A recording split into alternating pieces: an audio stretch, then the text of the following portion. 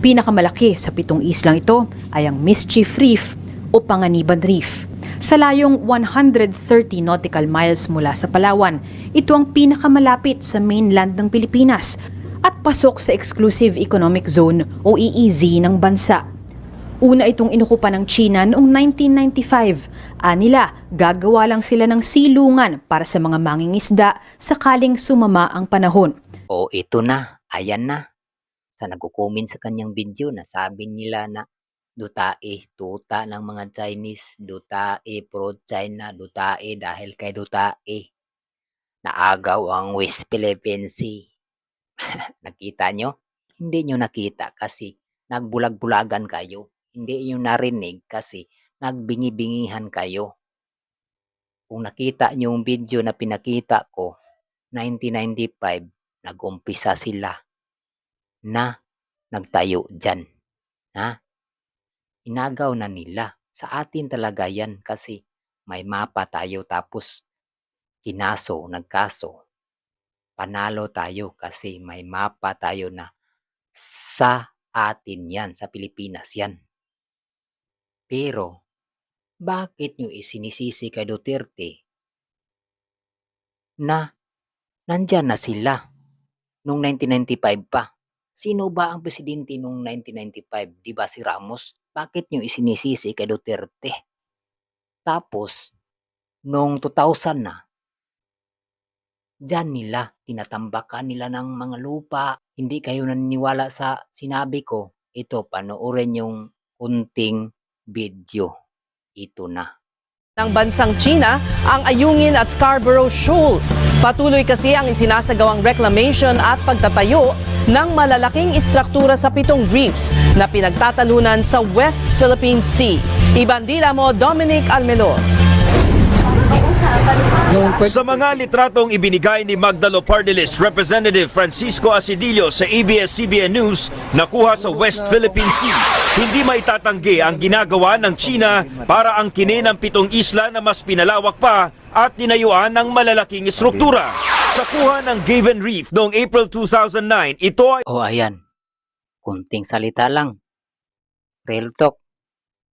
Sinong presidente noong 2009? Kasi palaki ng palaki yan eh. Tapos, sa nagko-comment dyan, sa nagko-comment sa kanyang video, sabi nyo, dahil kay Duterte, naagaw ang West Philippine Sea. Noon pa yan. Hindi pa si Duterte ang presidente, nandyan na sila. Gumawa na sila ng isla eh. Tapos ngayon, isinisisi nyo kay Duterte. Grabing utak na yan. Pulboronic na kayo. Ha? Sa kapulboron nyo, yan ang nasa isip nyo.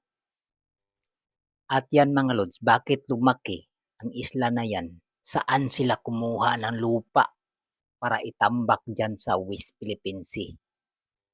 Ha? Panahon ng mga dilawan. Ano to? Panoorin natin.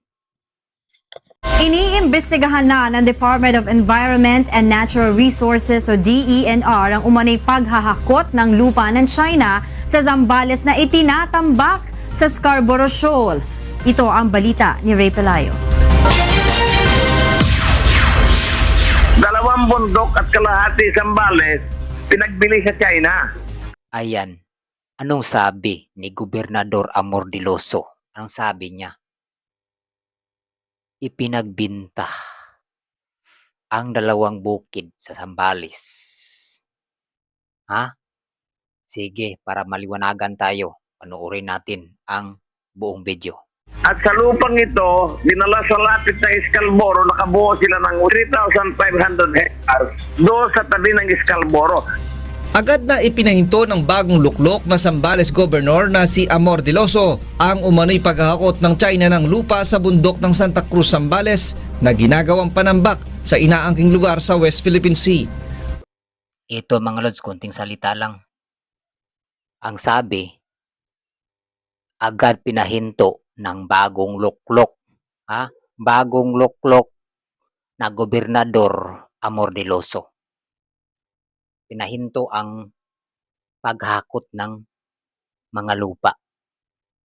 Kasi sabi ni Amordeloso, binibinta ng dating nakaupo. Tapos nakaupo siya, pinahinto niya. Alam nyo kung anong taon siya naluklok? 2016. Nanalo si Duterte 2016. Nahinto lang yan nung presidente na si Duterte. Di ba? Sa panahon ng mga dilawan,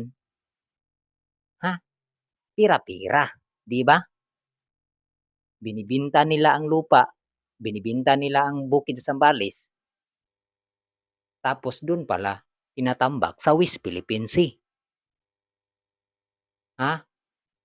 Huwag niyong isisisi kay Duterte kung bakit nakagawa sila ng isla dyan. Dilawan ang sisihin nyo, di ba? Galit na ako. O dito na lang. Kung bago ka lang sa aking YouTube channel, subscribe naman kung gusto mong video na katulad nito.